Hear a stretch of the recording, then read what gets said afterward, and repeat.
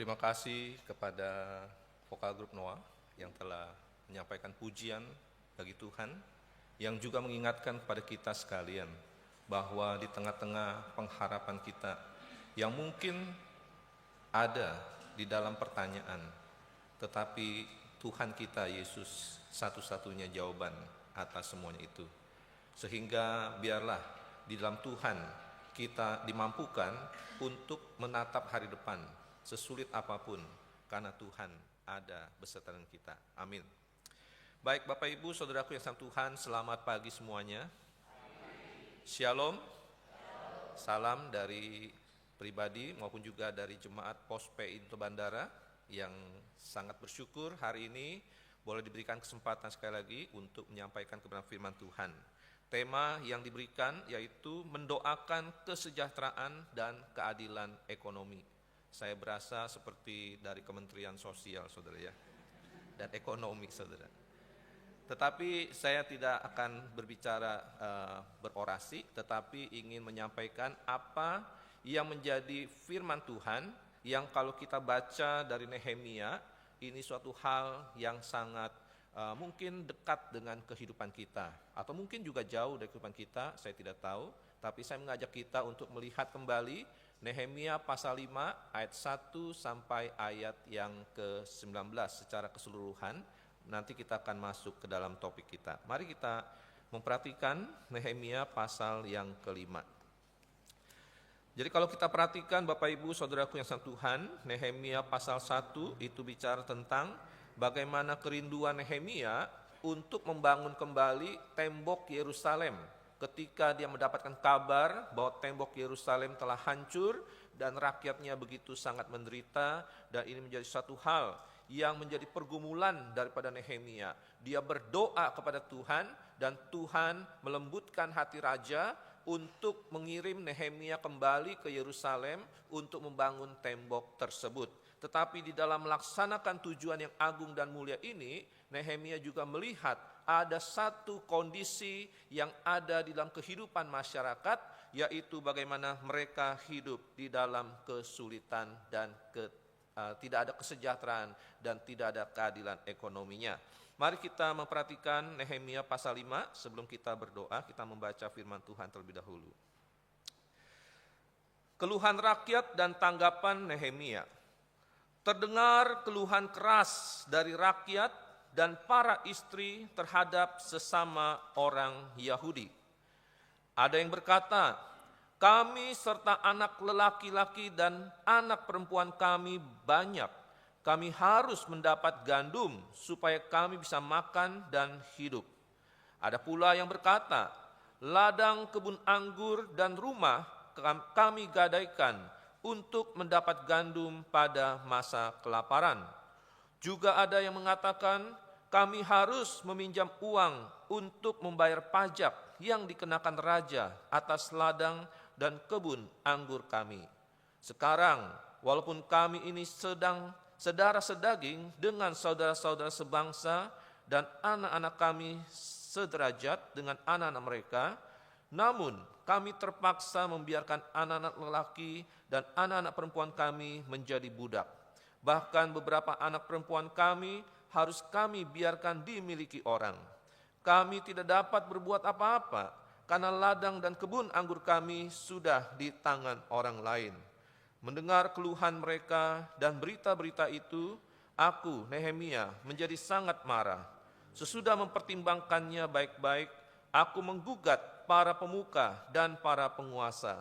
Kataku kepada mereka, kamu masing-masing telah makan riba dari saudara-saudaramu.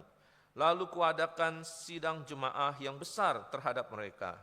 Kataku kepada mereka, kami selalu berusaha sedapat-dapatnya untuk menebus sesama orang Yahudi yang dijual kepada bangsa-bangsa lain. Tetapi kamu justru menjual saudara-saudaramu supaya mereka dijual lagi kepada kami. Mereka berdiam diri karena tidak dapat membantah. Aku berkata lagi, tidak patut apa yang kamu lakukan itu. Bukankah kamu harus hidup dalam takut akan Allah kita supaya terhindar dari cercaan bangsa-bangsa lain, musuh-musuh kita. Juga aku, saudara-saudaraku dan anak buahku telah meminjamkan uang dan gandum kepada mereka. Biarlah kita hapuskan utang mereka itu. Kembalikanlah hari ini juga kepada mereka ladang, kebun anggur, kebun zaitun, dan rumah mereka. Juga hapuslah utang mereka, yakni uang serta gandum, anggur, dan minyak yang kamu pinjamkan kepada mereka. Jawab mereka, kami akan mengembalikannya dan tidak akan menuntut apa-apa dari mereka. Kami akan lakukan seperti yang engkau perintahkan. Lalu aku memanggil para imam dan menyuruh orang-orang itu bersumpah untuk menepati janji mereka.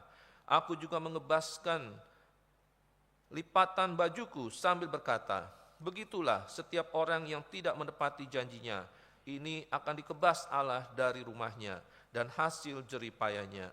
Demikianlah ia dikebas dan menjadi melarat. Seluruh jemaah berkata, amin. Lalu memuji Tuhan, rakyat pun menepati janjinya itu. Baik, Bapak Ibu, Saudaraku yang dikasihi Tuhan, mari kita aturkan kepala, kita berdoa. Bapa kami yang di dalam surga, pada pagi hari ini kami telah membaca akan kebenaran firman Tuhan tentang satu fenomena yang sungguh nyata, yang terjadi bukan hanya di zaman Nehemia, tapi juga pasti ada terjadi di zaman di mana kami ada pada hari ini. Di tengah-tengah kemajuan pembangunan yang sedang dilaksanakan, tetapi ada sebagian atau mungkin sebagian besar orang-orang yang hidup di dalam kesulitan, ketidaksejahteraan, dan ketidakadilan ekonomi di dalam kehidupan mereka.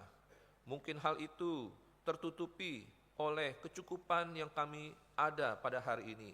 Tapi biarlah firman pada hari ini boleh mengajarkan pada kami sekali lagi, bagaimana kami sebagai anak-anak Tuhan tidak memiliki sikap apatis, tidak memiliki sikap tidak peduli, tetapi boleh mengambil tindakan, yaitu melakukan yang dapat kami lakukan untuk membawa kesejahteraan dan keadilan ekonomi di sekitar kami, dan juga terlebih mendoakan bagi orang-orang dan situasi kondisi ini.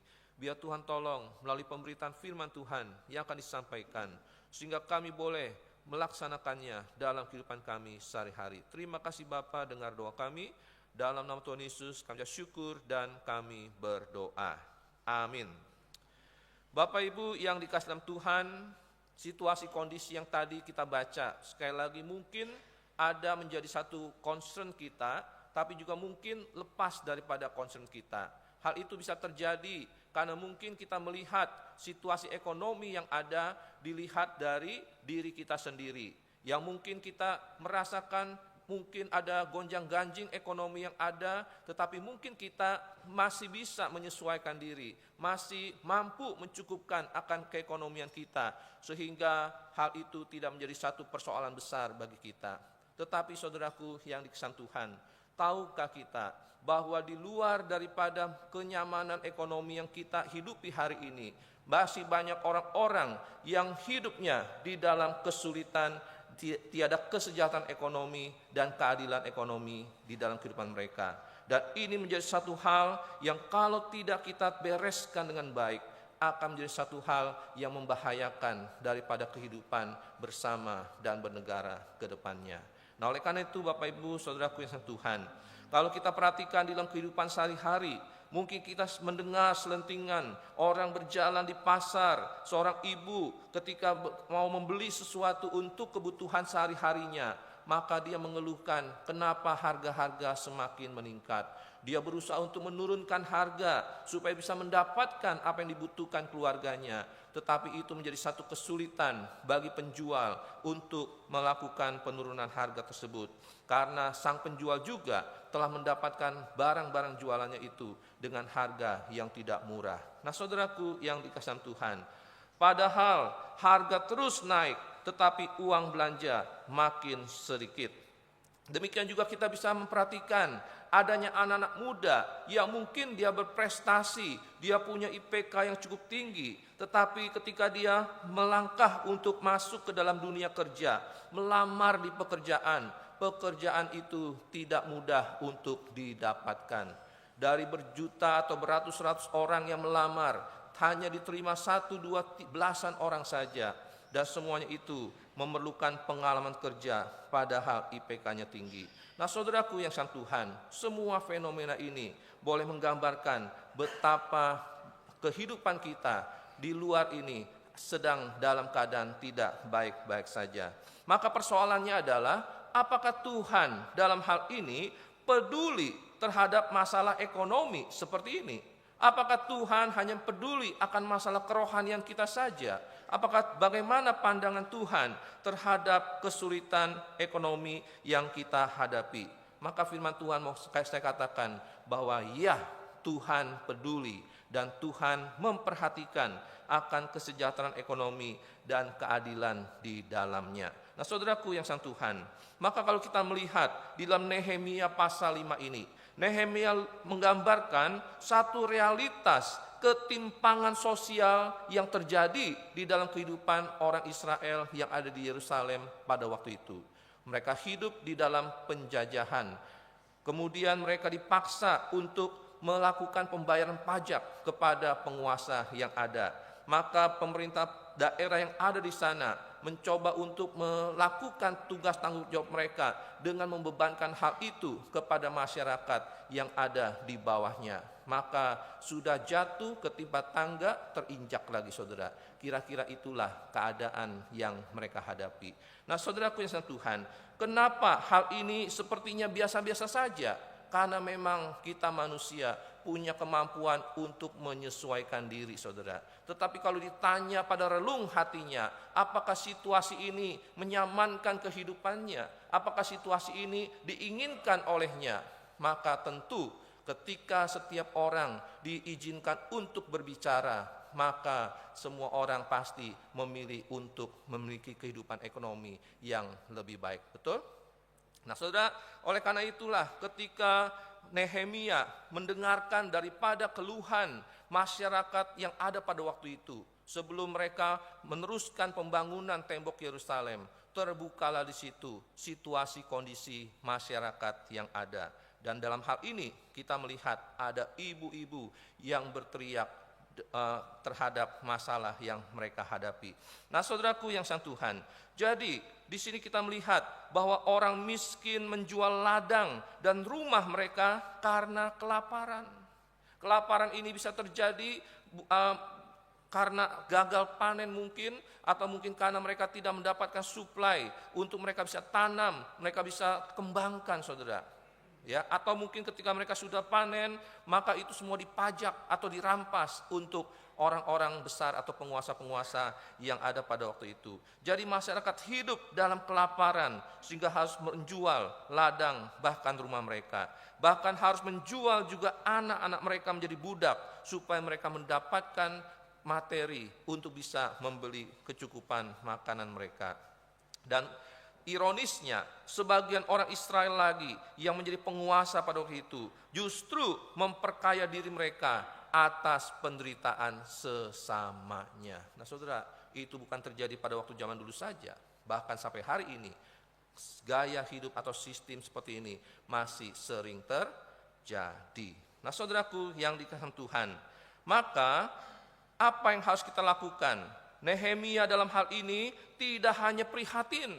Dia tidak hanya tampil lalu memberikan satu gaya yaitu kami mendengarkan, kami menampung, tapi sudah tidak ada tindak lanjut lagi. Tidak saudara. Nehemia tidak hanya prihatin, tetapi Nehemia juga melakukan satu tindakan aksi untuk menyelesaikan persoalan yang ada di tengah-tengah masyarakat pada waktu itu.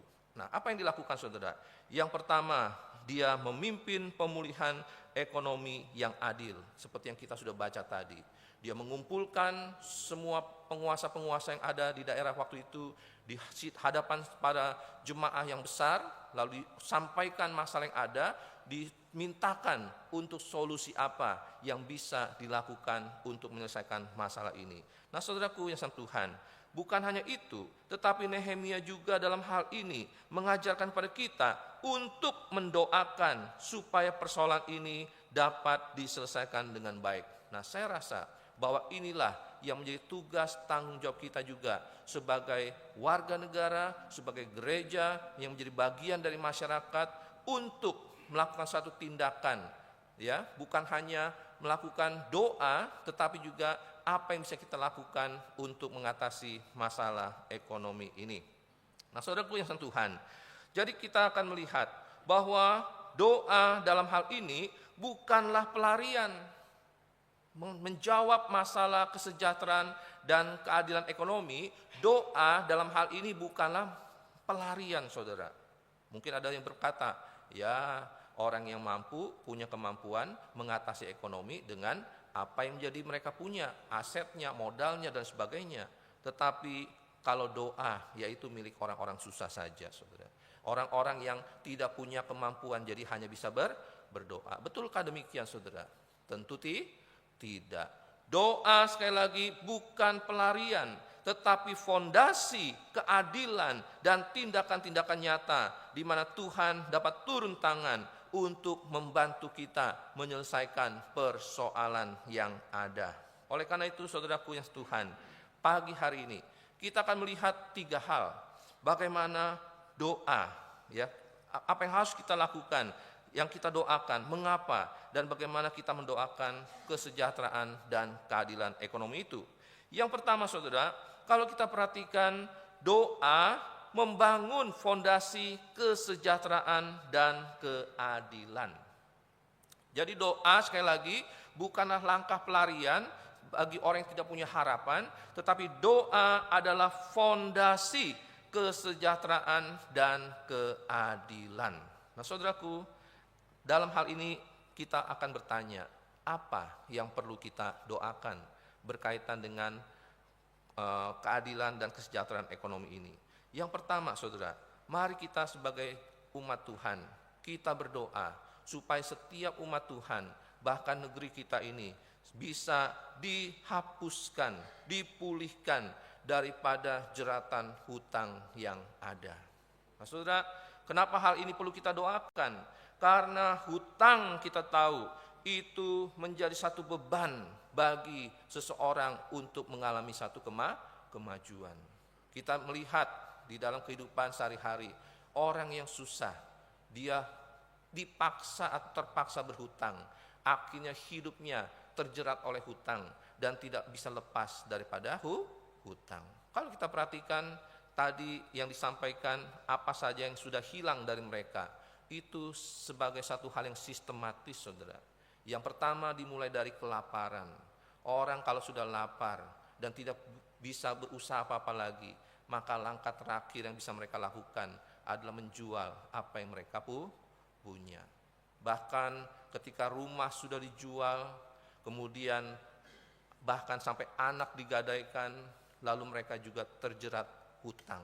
Nah, saudaraku yang sentuhan, memang di satu sisi hutang bagi pengusaha itu ada satu cara juga untuk mengembangkan daripada bisnisnya, ya. Tetapi yang saya maksud adalah hutang yang menjerat daripada kehidupan masyarakat yang hidup dalam kemiskinan ini.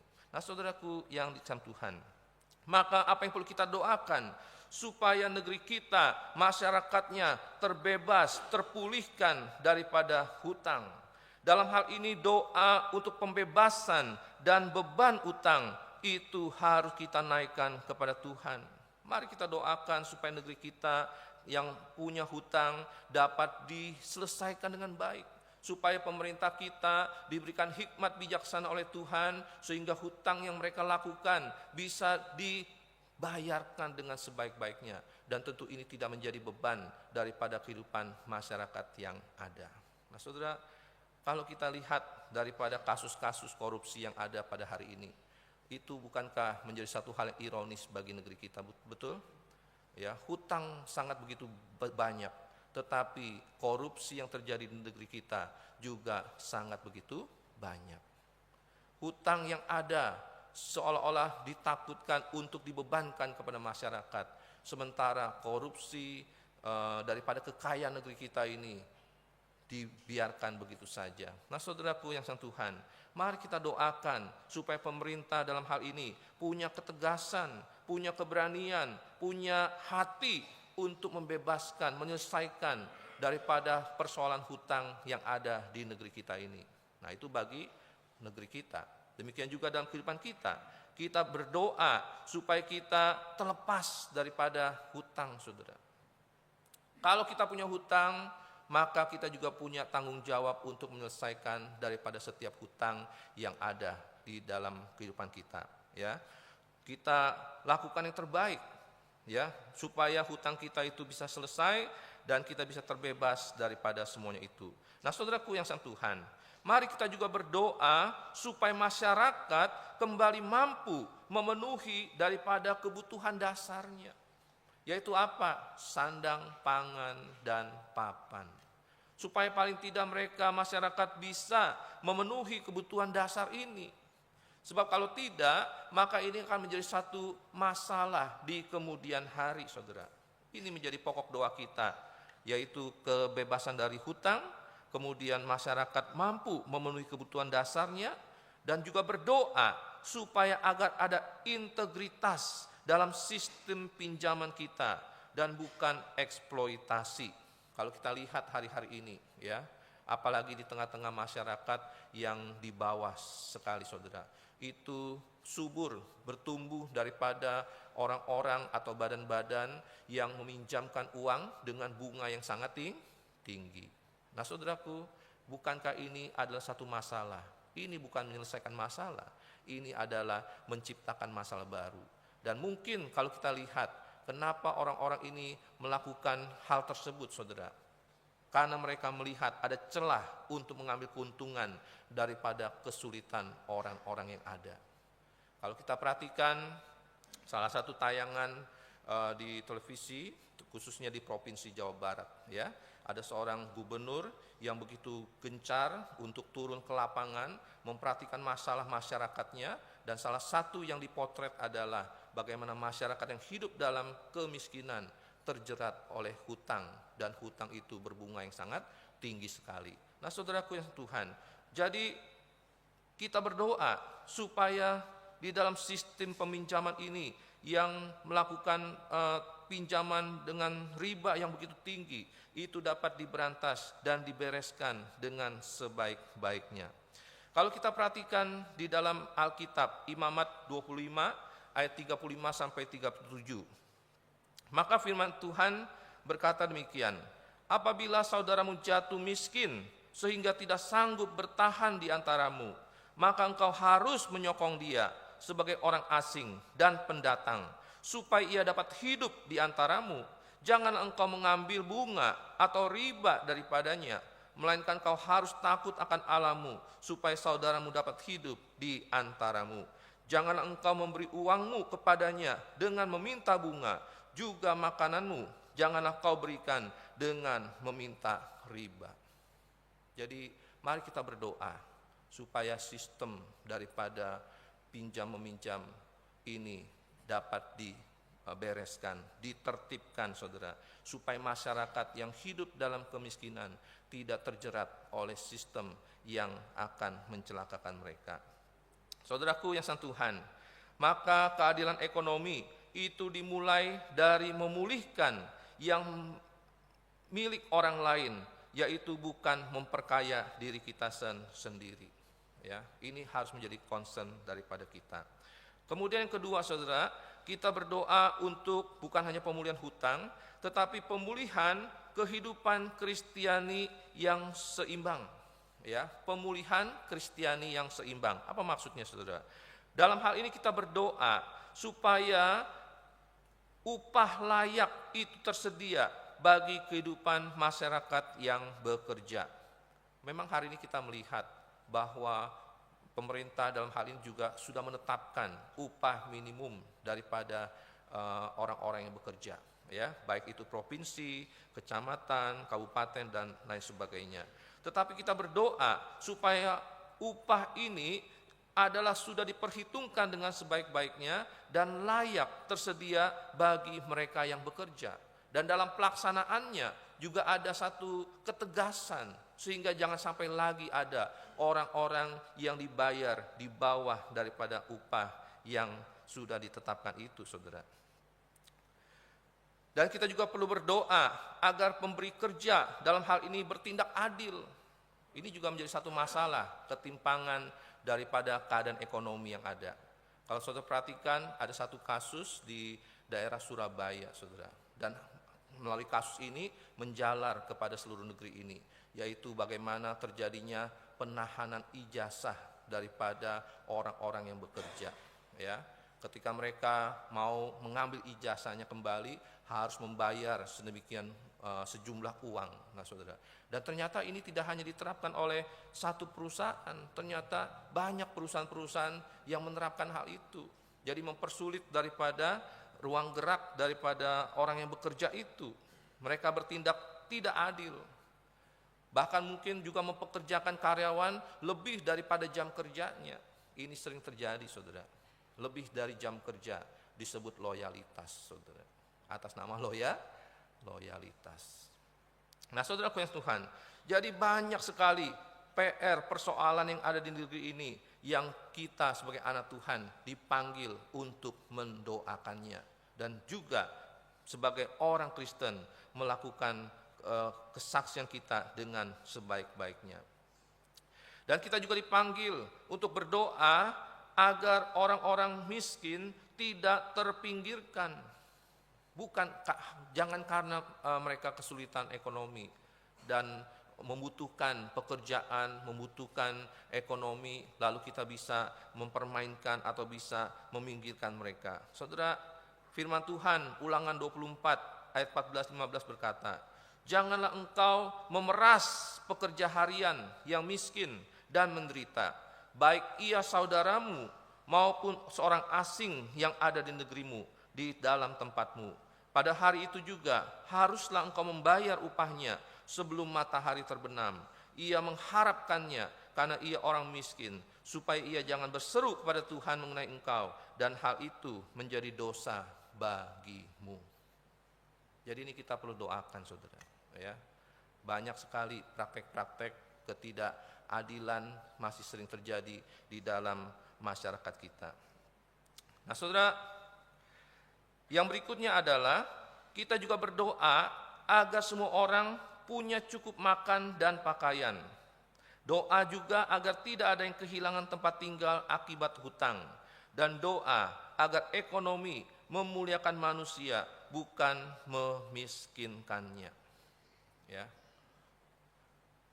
Kalau kita perhatikan di dalam Yesaya 58 ayat 7, firman Tuhan berkata, supaya engkau memecah-mecahkan rotimu bagi orang yang lapar, dan membawa ke rumahmu orang miskin yang tak punya rumah. Dan apabila engkau melihat orang telanjang, supaya engkau memberi dia pakaian, dan tidak menyembunyikan diri terhadap saudaramu sendiri. Jadi ada satu langkah juga selain berdoa yang bisa kita lakukan untuk menolong orang-orang di dalam kesulitan. Paling tidak untuk mengatasi mereka dapat cukup makan dan pakaian pada hari itu. Nah, apa yang bisa kita lakukan? Kita bisa lakukan dari hal-hal yang kecil, saudara. Ya, dari orang-orang yang mungkin ada susah yang Tuhan izinkan berjumpa dengan kita, maka jangan kita abaikan, atau jangan kita hanya kirim mereka pergi dengan doa, tetapi juga ada satu tindakan nyata yang bisa kita lakukan. Mother Teresa berkata bahwa kalau kamu belum bisa memberi makan ribuan orang, berikan makan satu orang hari ini, saudara. Ya, ketika kita ada makan, ketika ada orang yang kesulitan, adakah hati kita untuk juga bisa memberikan mereka makan pada hari ini, saudara? Nah, saudara, jadi mari kita berdoa untuk hal-hal tersebut, saudara. Supaya apa? Supaya doa ini membangun fondasi kesejahteraan dan keadilan di negeri kita. Ya, mungkin kita tidak banyak yang duduk di dalam pemerintahan sebagai pengambil kebijakan, tetapi kita bisa berdoa bagi para pengambil kebijakan itu untuk berpihak kepada masyarakat, bukan untuk memperkaya diri sendiri. Nah, saudaraku yang dikasihi Tuhan, yang berikutnya, mengapa kita harus mendoakan kesejahteraan dan keadilan ekonomi? Ya, kita harus mendoakan kesejahteraan dan keadilan ekonomi karena itulah hati Tuhan itulah yang diinginkan Tuhan, itulah yang ditaruhkan Tuhan juga di dalam hati kita sebagai anak-anaknya yang masih ada di dalam dunia ini, yaitu berdoa bagi kesejahteraan dan keadilan ekonomi. Hati Allah selalu peduli pada keadilan sosial. Allah tidak hanya memperhatikan masalah rohani, tapi Allah juga memperhatikan masalah kehidupan kita sehari-hari. Bahkan kalau kita lihat di dalam masa penciptaan saja, kenapa manusia ditaruhkan di hari terakhir? Karena Allah ingin mencukupkan daripada apa yang menjadi kebutuhan manusia, sehingga ketika manusia hadir, semuanya bisa terpenuhi dengan baik. Nah, saudara, keadilan, kesejahteraan ekonomi ada di hati Allah. Dan Tuhan juga menuntut agar umatnya untuk juga menjaga hak sesama, bahkan menolong orang yang dalam kesulitan. Itulah yang ada di hati Allah. Dan keadilan merupakan ciri utama daripada kerajaan Allah atau pemerintahan Allah di dalam kehidupan orang percaya, saudara. Kalau kita perhatikan di dalam Zakaria pasal 7 ayat 9, firman Tuhan berkata, "Beginilah firman Tuhan semesta alam, laksanakanlah hukum yang benar dan tunjukkanlah kesetiaan kasih sayang kepada masing-masing." Kita yang hidup di dalam pemerintahan Allah kita, maka kita harus juga memperhatikan apakah keadilan ekonomi ini sudah ada di sekitar kehidupan kita. Jangan ketika kita menikmati kemewahan, kenyamanan, privilege yang kita miliki, sedangkan masih banyak orang yang hidup di dalam kesulitan mereka. Keadilan adalah bahasa cinta Allah pada dunia ini, saudara. Jadi mari kita sebagai anak Tuhan juga berlaku adil dalam hal ini kepada mereka yang ada dalam kesulitan. Kemudian kenapa kita harus berdoa? Karena doa membuka pintu perubahan. Katakan sama-sama, doa membuka pintu perubahan. Kalau kita ingin negeri kita mengalami satu perubahan, kalau kita ingin kondisi kita mengalami satu perubahan, maka mulailah dengan doa. Karena doa itu akan memperkuat komitmen bersama. Apa yang bisa menyatukan kita satu hati untuk melihat masalah ini dan mengharapkan masalah ini bisa terselesaikan. Ada jalan keluar yang bisa diambil, saudara, yaitu dengan berdoa. Ya. Persoalan boleh banyak, tetapi dengan doa semua persoalan itu bisa terselesaikan. Dan doa juga memberikan kekuatan moral dan keberanian bertindak, saudara. Mungkin kita berpikir, aduh, kalau saya menolong orang atau saya turut ambil bagian dalam kehidupan sosial, bagaimana nanti ke depannya kondisi saya sendiri? Kan saya juga lagi susah, bagaimana bisa menolong orang susah? Tetapi kalau berdoa, itu akan memberikan kekuatan baginya dan keberanian untuk bertindak. Karena ketika kita bertindak bersama-sama dengan Allah, maka kita akan dimampukan menyelesaikan banyak persoalan. Oleh karena itu, marilah kita berdoa.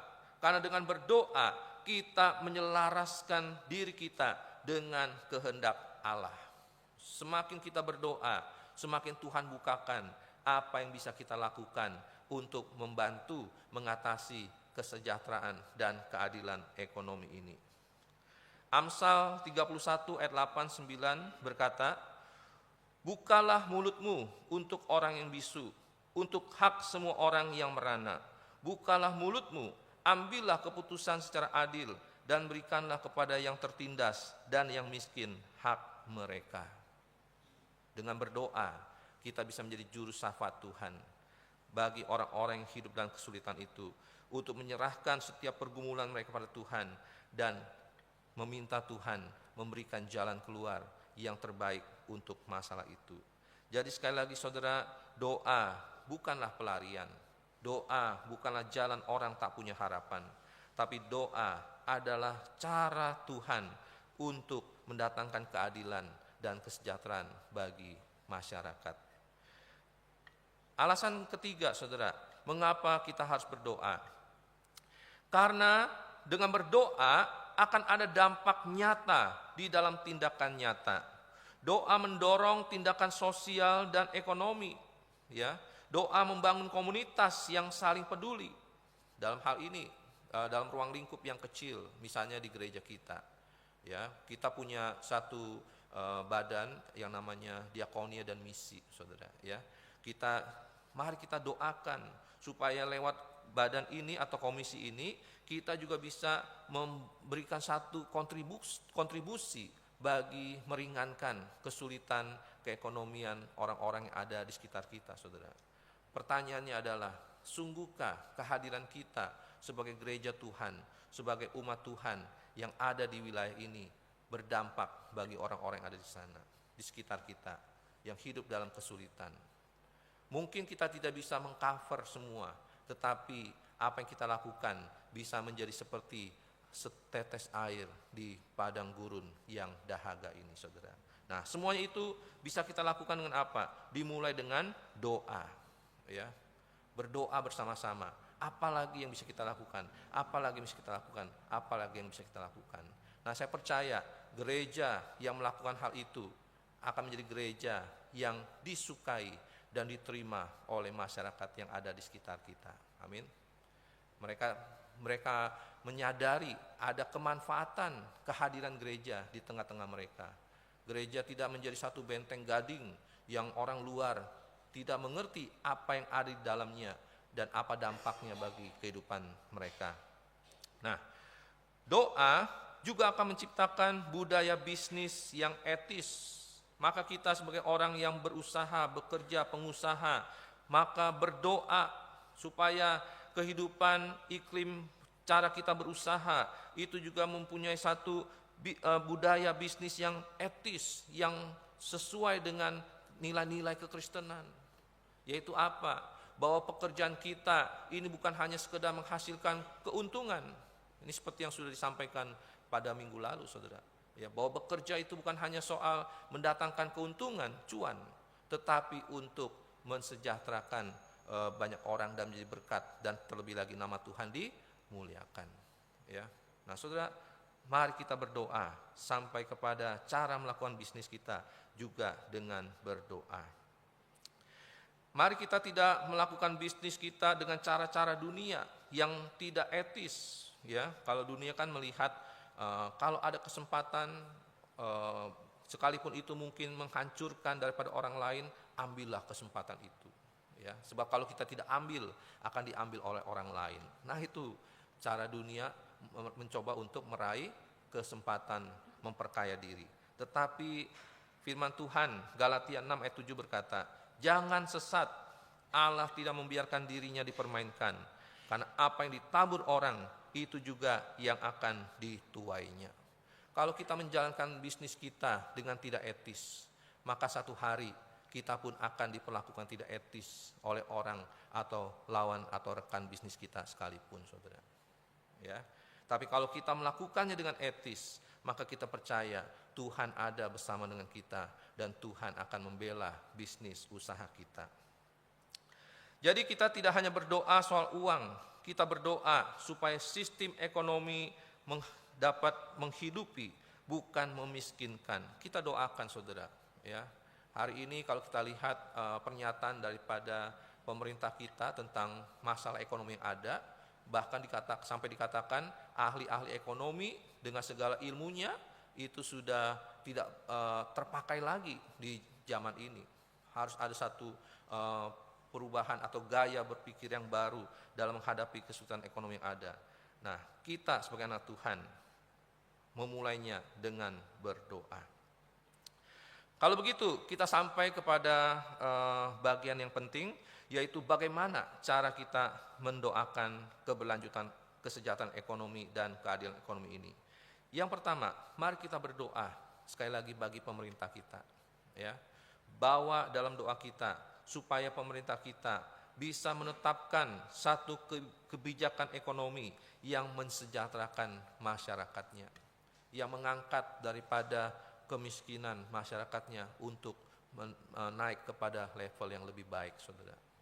Saya pikir kalau seandainya negeri kita dikelola dengan sebaik-baiknya, maka sesungguhnya pajak itu tidak perlu diadakan. Betul nggak, saudara?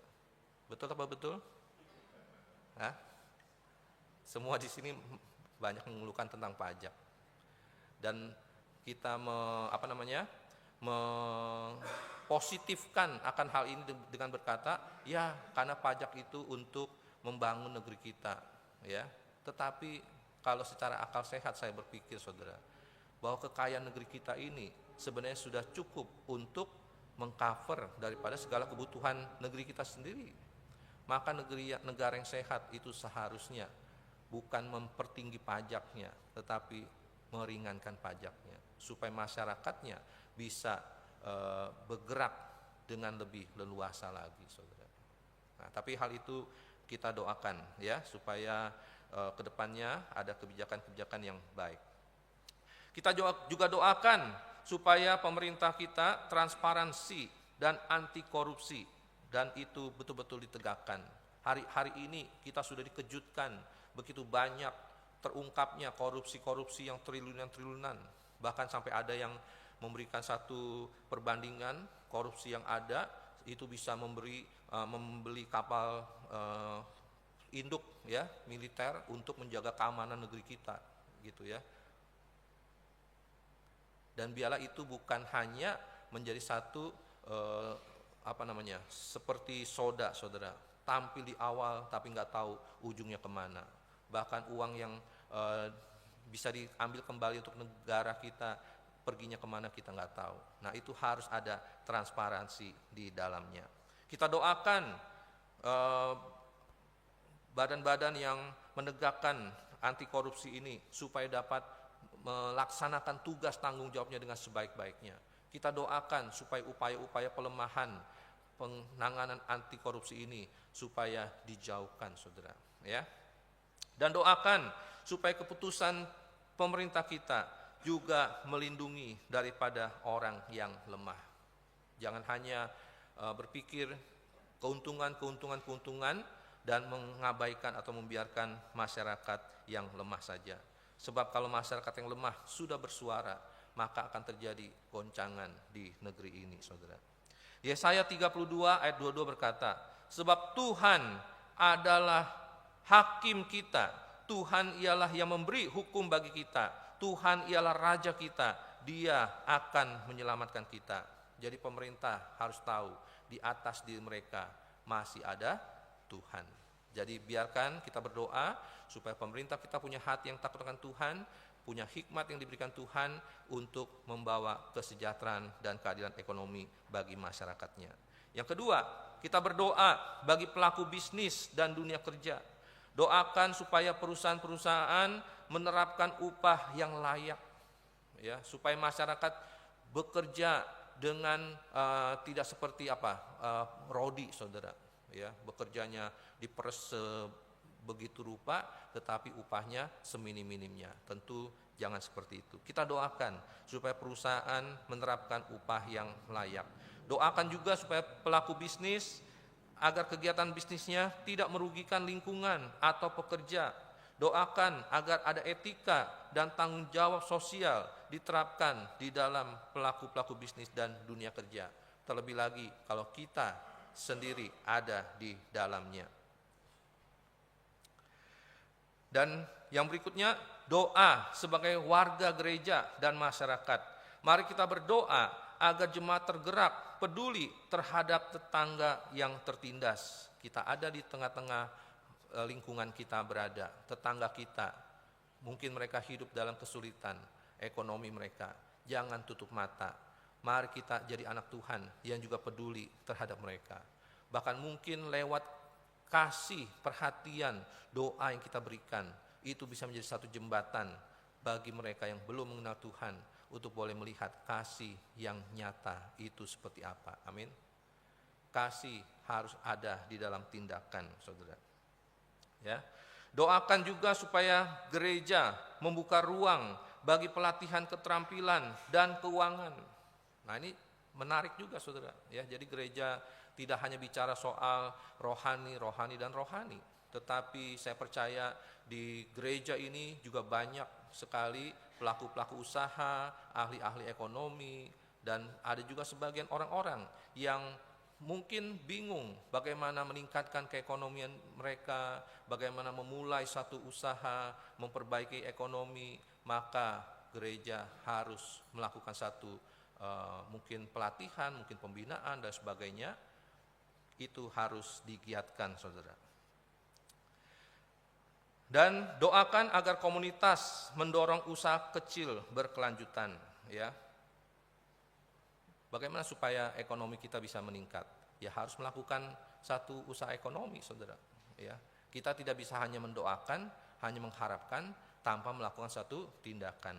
Jadi gereja mendorong supaya jemaatnya melakukan usaha kecil berkelanjutan, ya, untuk bisa mengatasi masalah demi masalah. Jangan kita menjadi jemaat yang hanya berpangku tangan, yang hanya menunggu belas kasih atau bantuan, tapi jadilah jemaat yang memulai satu usaha. Dengan usaha itu juga bisa menjadi berkat bagi banyak orang. Kisah Rasul 20 ayat 35 berkata, dalam segala sesuatu telah kuberikan contoh kepada kamu, bahwa dengan bekerja demikian kita harus membantu orang-orang lemah dan harus mengingat perkataan Tuhan Yesus, sebab ia sendiri telah mengatakan adalah lebih berbahagia memberi daripada menerima. Ini harus menjadi mental setiap jemaat Tuhan, ya. Meskipun kita sulit, kita harus berusaha supaya kita tidak menerima, tapi tangan bisa memberi. Doa jemaat itu harus nyambung dengan aksi nyata jemaat. Ya, ini kutipan dari Paulus Yonatan. Ya, doa jemaat harus nyambung dengan aksi nyata. Maka sebagai kesimpulan daripada khotbah kita hari ini, saudara, persoalan ekonomi ada di sekitar kita. Ini fakta yang nyata, bahkan mungkin menyakitkan bagi sebagian orang. Tetapi solusi yang bisa kita lakukan adalah dengan berdoa. Ya, doa sekali lagi bukanlah pelarian orang tak punya pengharapan, tapi doa adalah fondasi mengatasi masalah keekonomian ini. Dan setelah kita berdoa, mari kita bersama-sama melakukan satu tindakan yang nyata. Bisa dari diri kita, bisa berkoordinir bersama dengan jemaat Tuhan, sehingga kehadiran kita berdampak bagi perbaikan ekonomi di sekitar kita. Kiranya Tuhan menolong kita sekalian. Amin.